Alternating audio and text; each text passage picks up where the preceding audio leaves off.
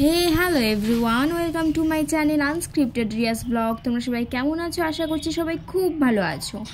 তো আমাদের এই ব্লগটা হচ্ছে ক্রিসমাসের দিন। হ্যাঁ জানি অনেকটা লেট হয়ে গেছে আপলোড করতে, তা কী করা যাবে বলো। তো লাস্টে আমি এডিট করে আজকে আমি পোস্ট করব ভাবলাম। প্রথমে আমরা রেডি হয়ে বেরিয়ে গেলাম, যেতে যেতেই দেখি গাড়ি পেয়ে গিয়েছি। তো আজকে আমরা যাচ্ছিলাম আমি, দিভাই আর পুচকু। কেউ কি গেস করতে পারছো আমরা কোথায় যাচ্ছি? দাঁড়াও বলছি। আমরা যাচ্ছি কোচবিহার এনএন পার্কে ঘুরতে আজকে। আমি তো এই প্রথম ক্রিসমাসে এনএন পার্কে এলাম। দারুণ সাজিয়েছে না?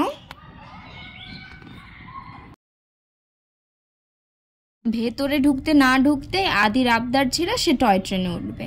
এবার আমার ভাগনার হুকুম মানতে তো হবেই। আচ্ছা, তোমরা কি কখনো এনএন পার্কে এসেছো? আর যারা যারা এসেছো কমেন্টে জানিও তোমরা কি কোনো দিন টয় ট্রেনে উঠেছো এখানে এসে, আর এক্সপিরিয়েন্সটা কেমন ছিল, খুব ভালো না খারাপ না কেমন লাগলো সেটা অবশ্যই জানিও। তো আমরা আস্তে আস্তেই দিভাই এখানে লাইনে দাঁড়িয়ে পড়লো টিকিট কাটার জন্য, আর একটা ট্রেন এখনই ছাড়বে, তাই জন্য টিকিট কাউন্টারে বলছিল একটু লেট হবে দাঁড়ান।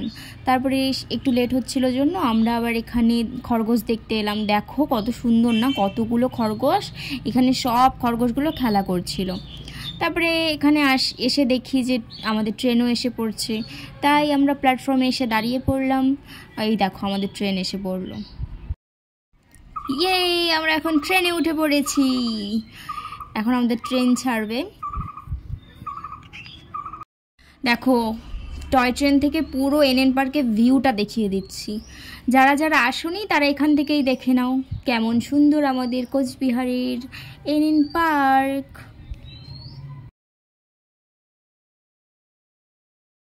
জানো তো প্রচণ্ড ভিড় ছিল সেদিন, প্রচণ্ড। এখন একটু কম আছে, একটু পর থেকে যদি দেখাই তাহলে বলবে এত ভিড় হয় একটা পার্কে। হ্যাঁ, সেদিন ক্রিসমাস ছিল বলেই হয়তো এতটা ভিড় হয়েছিল। তো একদম মেলার মতো। এখানে 20 টাকা টিকিট করে আমরা ট্রেনে উঠেছিলাম। মাত্র একটা রাউন্ড দিতে না দিতেই বলছে নেমে পড়ো, মানে তোমাদের 20 টাকা দিয়ে টিকিট কেটে একটা রাউন্ডই দেওয়া। টয় ট্রেনে ওঠা শেষ, এবার বোর্ডে উঠবো ভাবলাম, কিন্তু এত ভিড় যে উপায় নেই, অনেকক্ষণ ওয়েট করতে হবে। তো ভাবলাম আমরা একটু এক্সপ্লোর করে নিই এনএন পার্কটা। আর পুচকু ঘুরু করছেই। বোটিং তো আর করা হলো না, তাই ওপর থেকে আমরা মাছই দেখছি। সো এই তো এটা হলো আমার ফুল লুক আজকের দিনের। কেমন লাগছে জানিও। হাঁটতে হাঁটতে ক্লান্ত হয়ে গিয়েছিলাম, তাই একটু রেস্ট নিচ্ছি এখানে বসে বসে। পরে পুরো আমার মুখ ঘেমে গেছে। আমি এই জন্যই সানগ্লাস পরতে পারি না, তাই জন্য খুলে ফেললাম সানগ্লাস। দেখতে পরিবেশটা বেশি সুন্দর লাগে। হ্যাঁ স্বাভাবিক ওটা। পুচকু আমাদের সাথে থাকতে থাকতে বোর হয়ে গেছিল, ওর খেলতে পারছিল না, তাই আমরা বললাম ঠিক আছে এখানেই খেলে নে অল্প। দিভাই বলল যা তুইও যাবি নাকি খেলতে, তা আমিও একটু চলে গেলাম, কিন্তু আমার প্রচণ্ড ভয় লাগছিল জানো তো। আর এটা তো এত স্পিড হয়ে গেছিলো, ওই বুনুটা এত স্পিড দিচ্ছিল, আমি তো ভয়েই বলছিলাম তার দাঁড়া আমি আর করবো না, আমি নেমে যাচ্ছি, তাই বলে নেমে পড়েছিলাম। একটা মূর্তি দেখতে যাচ্ছি, স্ট্যাচু। আগের বছর দেখেছিলাম যেটা পড়েছিল, এবার দেখি আবার ঠিক করে রেখেছে। তো চলো তোমরাও দেখো।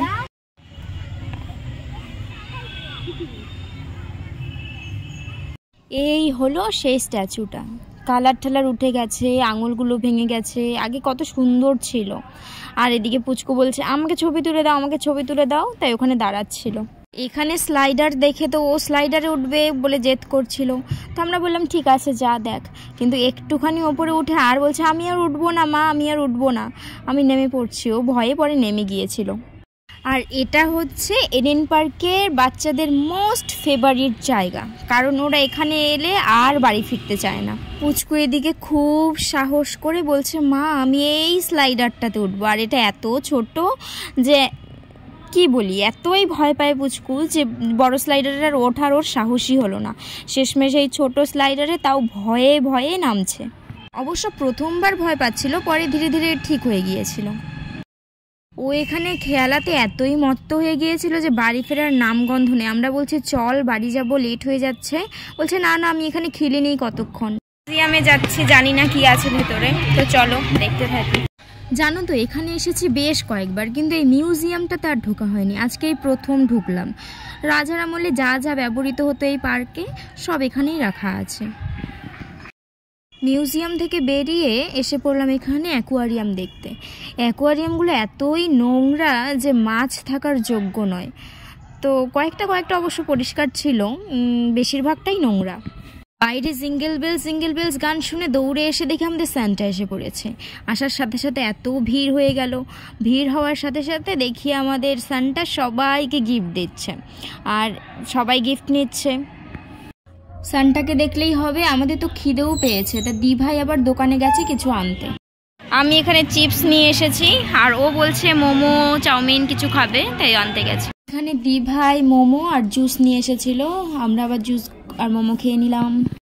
পুচকু আবার বলছে আমি এখন দোলনা খেলবো। আমরা বলছি চল বাড়ি যাব, বলছে না দাঁড়াও, দোলনাটা খেলে এখনই বাড়ি যাব। তারপর দোলনা খেলার পরে আমরা এবার বাড়ি যাওয়ার জন্য বেরোলাম। বাড়ি যাওয়ার পথে দি ভাই বলছে চল কিছু খেয়ে নিই, ভারী কিছু, খিদেও পেয়েছে, অনেকক্ষণ থেকে খাইনি। তাই আমরা খাওয়া দাওয়া করতে আসলাম এখানে রেস্টুরেন্টে। আমরা অর্ডার করেছি মশলা ধোসা।